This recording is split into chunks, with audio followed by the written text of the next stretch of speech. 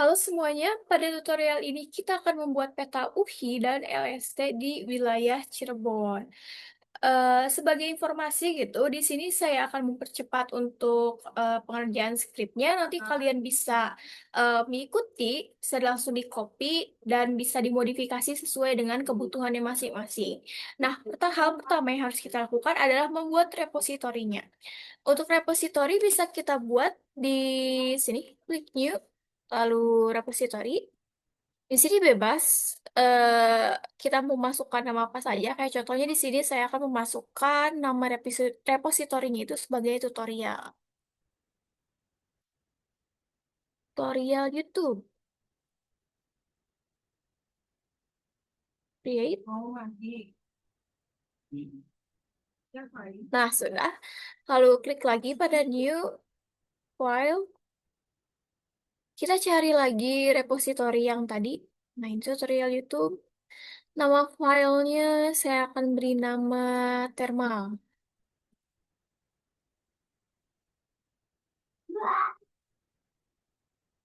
Oke.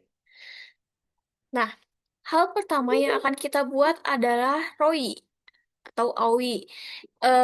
ROI di sini adalah Region of Interest, adalah wilayah yang akan kita buat sebagai area kajian. Karena di sini area kajian saya adalah di wilayah Cirebon, jadi saya akan membuat ROI-nya sesuai di wilayah Cirebon.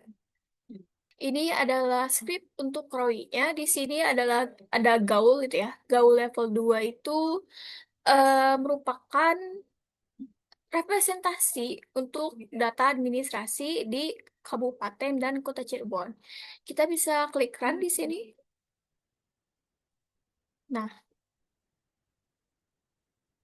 bisa dilihat ya, di sini akan muncul areanya. Di sini ada Kabupaten Cirebon dan area sebelah sini adalah Kota Cirebon. Selanjutnya akan kita lakukan adalah men-scaling data Landsat. Karena di sini untuk analisis kajian UHI dan LSA itu menggunakan Landsat 8. Ya, adalah script untuk Landsat 8. Bisa dilihat bahwa SR di sini, SRB ini merupakan band reflektasi dan STB di sini merupakan band thermal. Skala yang sudah diatur di script ini juga sudah mengikuti standar resmi dari USGS, yaitu platform di mana kita bisa mendownload data Landsat. Selanjutnya, kita akan menentukan rentang tahun untuk kajian. Nah, ini script untuk rentang tahun kajian. Karena di sini saya ingin melihat, gitu ya, perbedaan UHI dan LST selama 5 tahun dari tahun 2020 sampai 2025. Jadi saya membuat tahunnya sini selama 5 tahun gitu perbedaannya. Tapi kalau misal kalian hanya ingin selama 1 tahun, 2 tahun, atau 3 tahun, itu bisa saja diatur di scriptnya.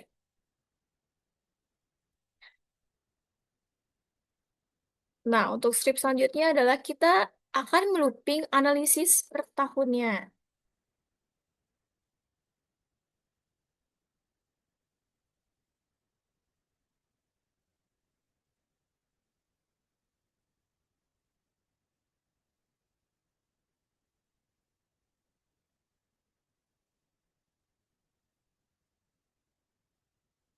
Nah, ini loop for tahun bisa dilihat di sini ada function yang for each. Eh, Function di sini itu fungsinya untuk menjalankan seluruh proses analisisnya secara berulang untuk setiap tahun. Kayak contohnya di sini ada jadi sini saya menentukannya bahwa tanggal awalnya itu dari 1 Januari sampai tanggal akhirnya 31 Desember. Tahap selanjutnya yaitu kita akan meload dan memfilter data Landsat 8.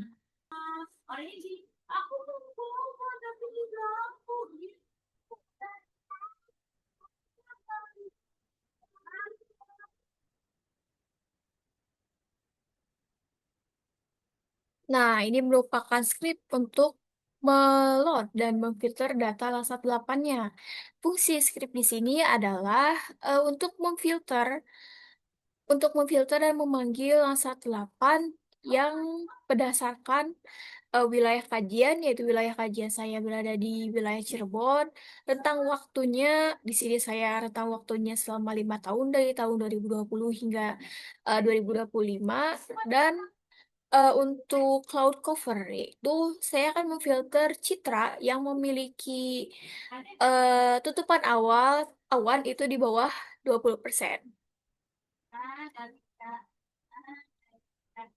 Selanjutnya, kita kan untuk membuat UHI dan LSC itu kita membutuhkan perhitungan NDVI-nya. Jadi script selanjutnya adalah untuk melakukan perhitungan NDVI.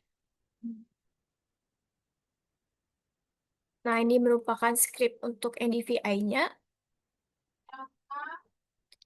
Bisa dilihat juga bahwa di sini ada SR band 5 dan SR band 4. Di sini maksudnya adalah untuk band 5 itu merupakan band near dan band 4 itu merupakan band red. Yang dimana ketika kita ingin melakukan perhitungan NDVI, kita akan membutuhkan kedua band ini yaitu band near dan band red. NDVI ini digunakan untuk menghitung nilai minimum dan maksimum.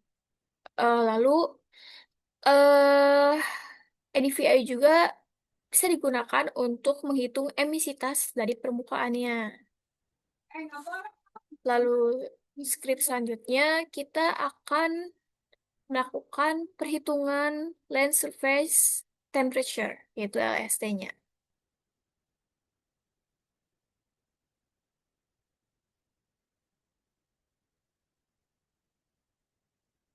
Nah, bisa dilihat berikut adalah script untuk perhitungan LST.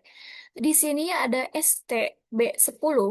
Itu merupakan band thermal yang digunakan sebagai brightness temperature. Nah, bisa di sini juga sudah dimasukkan gitu untuk rumus emisitasnya itu sudah diterapkan dan tahap selanjutnya itu kita akan membuat script untuk UHI.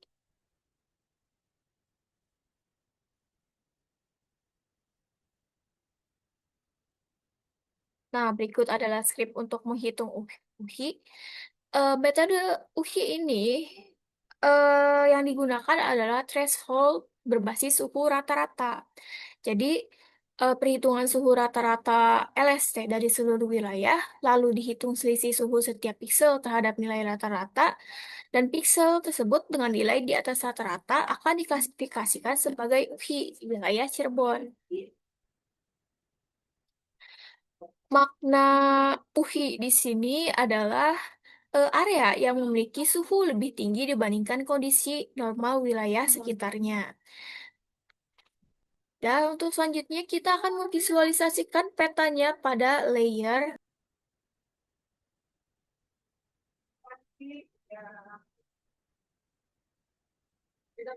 Nah, berikut adalah script untuk memvisualisasikan peta. Bisa dilihat di sini ada min dan max.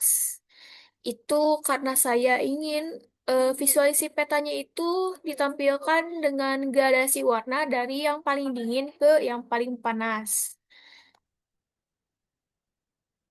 Jadi untuk memudahkan analisis gitu. Sebenarnya dari script ini sudah selesai, tapi di sini saya juga ingin mengekspor datanya agar bisa dibuat peta dan bisa dipindahkan ke ArcGIS nanti.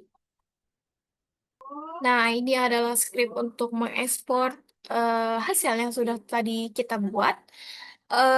Di sini sudah selesai gitu ya untuk scriptnya. Kita bisa saja langsung klik run di sini.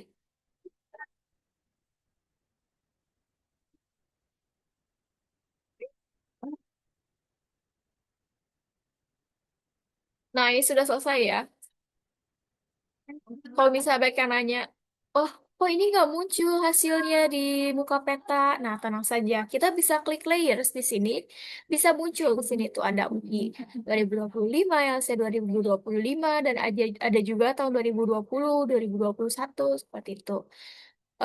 Di sini saya ingin melihat LST tahun 2025. Nah, di sini bisa terlihat. Atau saya ingin melihat UKI tahun 2023. Jadi klik saja. Kalau misalnya dari layer yang ROI yang sudah kita buat itu terlalu bold, terlalu merah, kita bisa saja atur di bawahnya. Ini merupakan layer ROI. Nah, dikecilkan saja gitu si rentangnya. Nanti dia akan lebih transparan. Setelah selesai, kita bisa save saja scriptnya.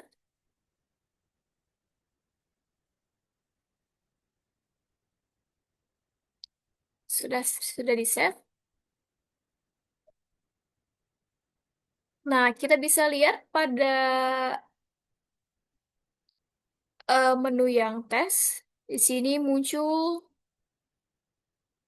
hasil uji Cirebon 2020, 2021 yang LST-nya itu sudah dibuat menjadi TIFF ya karena kita sudah memasukkan script untuk My Export. Kalau misalnya kita klik run, nah nanti kalau misalnya diklik run itu akan muncul di drive akun Google-nya masing-masing. Jika sudah, maka kita sudah bisa memindahkannya itu ke ArcGIS untuk dilakukan analisis lebih lanjut. Sekian tutorial dari saya, sampai jumpa lagi.